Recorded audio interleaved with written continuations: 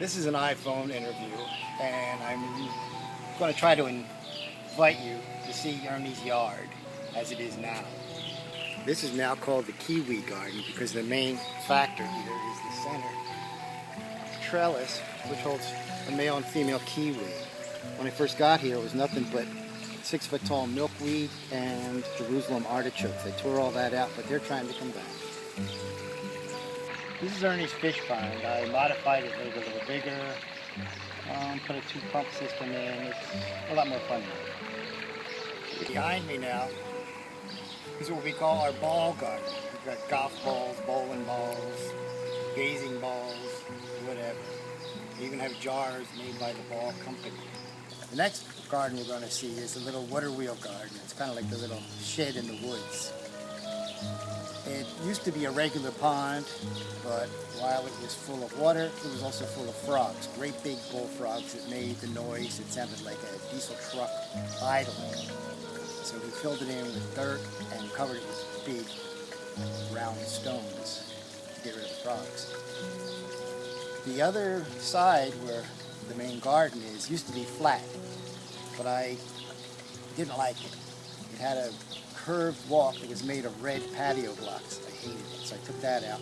Dug one side low, took the dirt from the other side to give interest, 2 different heights, and then put a stone walk between the 2 levels. Okay, this is the azalea that I really enjoy most in the yard. It's pretty rare. It's got a white center and sort of an orchidy outer edge. I enjoy it. And right alongside is the gazebo, and alongside that is a bottle brush buckeye. It's pretty rare, but it's invasive. It starts having runners that shoot out the bottom. You get a lot of young plants you don't really want to need. The next 2 trees are pretty rare. One is a golden sumac. The other is a Chinese magnolia. They're interesting to me. The next garden is going to be the Italian rose garden. It was just a slope, just one straight run, just a big tilt. I didn't like it, so I made 2 different steps. And I raised David up so he's more high level. I kind of like it. And you never thought much of my body. The next area is a little house. He used to keep finches in it, like all the kinds you see in the pet shop, not the finches outside. But the fox came and tore into them and got them all. This next garden was a forgotten garden. When I got here, it was just nothing but weeds. It was all overgrown. The only thing that was like kind of pronounced or really was obvious was a rock with a crucifix laying on it. So I gave this garden a shape and an intention. I call it now the Garden of Gethsemane.